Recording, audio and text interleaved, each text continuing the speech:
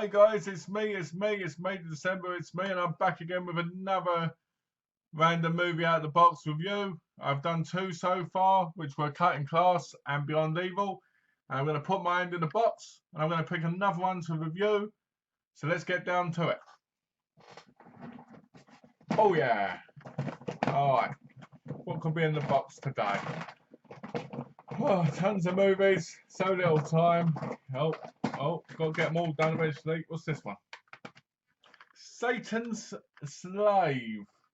So, that one looks interesting.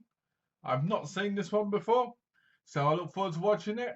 And once I get done, I'll come right back and let you guys know exactly what I think of the movie. So join me, in just a few seconds on the video, but I'll see you then. Okay, guys, I just got done watching 1976's British horror movie, Satan's Slave, which stars Candice Glendinning as Catherine York. She's told by her dad Malcolm and her mum Elizabeth that they have to go and visit her uncle. And as soon as they get there in the car, the father crashes into the tree. And as Catherine goes to get help, the car explodes. So Uncle Alexander, played by Michael Gough, he comes out because he's a doctor and he goes, "Thank God I can help you." And he gives her a sedative. Now at that point, we meet Stephen York, played by Martin Potter, and we meet Frances, played by Barbara Kellerman. Now Francis has had relations with Stephen, but he's not interested in her anymore, and she slowly sees him getting interested in Catherine, which drives her a bit crazy, to be honest. And also, I think it drives me crazy as well, considering Stephen and Catherine are like cousins.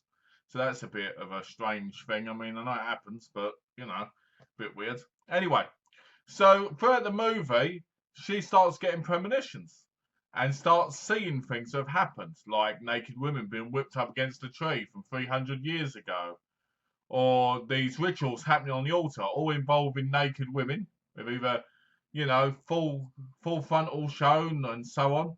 And to be honest with you, the nudity kind of feels a little bit out of place. Not because the nudity isn't great to see at times, because, don't get me wrong, in the horror movies we all like nudity.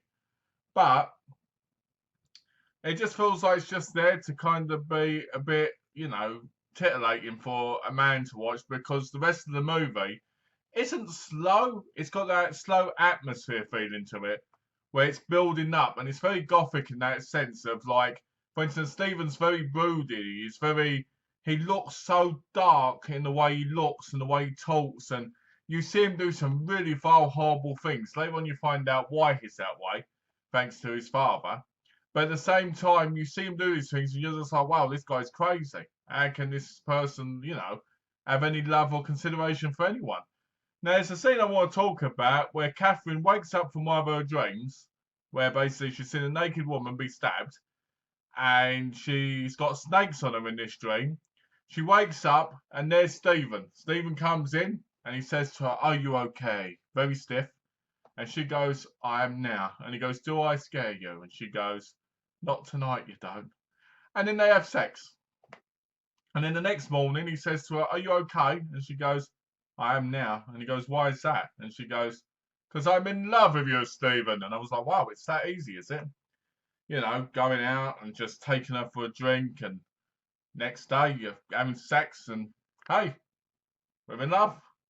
Now, Uncle Alexander is a doctor, and he is basically just kind of in the background for a lot of the film, like that menacing kind of character that pops up and goes, "Oh, Stephen, why are you messing this up?" Stuff like that. And Francis, who's actually Alexander's secretary, keeps watching them and keeps staring at them. And that's basically most of the film, with a lot of goth elements involved. Now, there are some deaths in it from magic, but when it got to the end, which obviously I'm not going to spoil, when it got to the end, I thought it was a bit lackluster with how it kind of ended things. I know it was kind of like, you're supposed to think about what happened, and that's good. I like that. But I wish there'd have been like maybe a few more minutes to kind of build that, because there's all these moments of like, oh, is her mum and dad really alive? Is she imagining all of this? Or is it something that they're doing with black magic to make her believe that she's seeing her mum and her dad alive? Because there's one bit where she's in bed after the accident, And the mum goes, "Hey, I'm alive!" And then the dad goes, "Hey, I'm alive!" And then they disappear. So I don't know if that's them doing the black magic and trying to trick her. And then you've got this black glove person who does these spells and all this, uses magic to hurt people. But you don't see who that is. And then all of a sudden you're supposed to believe it's this person. And then you're like, how does this all work in this little family estate? And then you see these other people near the end and you're like, where did they come from? And the other thing that got me as well was this film was very small. It was filmed in Surrey in England. And, for most of the film, it's only 4 cast members, which isn't bad. And in a way, it's kind of like, it reminded me a lot of the Hammer horror movies of the time, where, you had a small cast and there was great acting and it just got you involved in it, even though it could be a bit cheesy. With this, it's slow, but there's atmosphere. Now, if I had to say about the characters, I would say the characters were all right. The film is a great watch to watch if you can sit there and kind of, feel the rise in the tension, let the atmosphere build. Some people was going to find it boring because there's a lot of talking and a lot of just, oh, how was your day? But if you look at the setting and you look at the characters and you kind of study the characters a bit, it's actually not a bad film, and I do recommend giving it a go.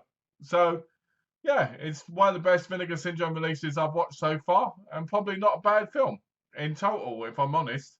There's some questionable bits in it, but to be honest, it is a 1970s film.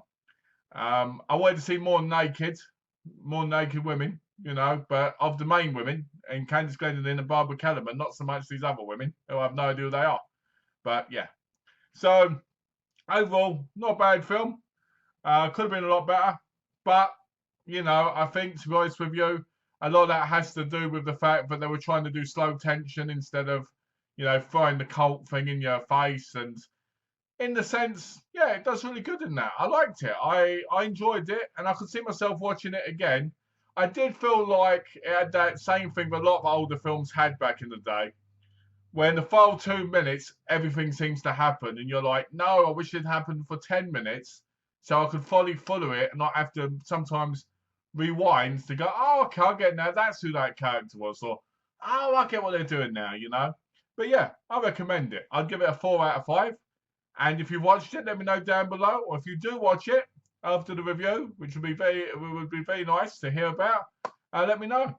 As always, guys, thanks for watching. And if you haven't already, subscribe. See you on the next one, guys. Bye.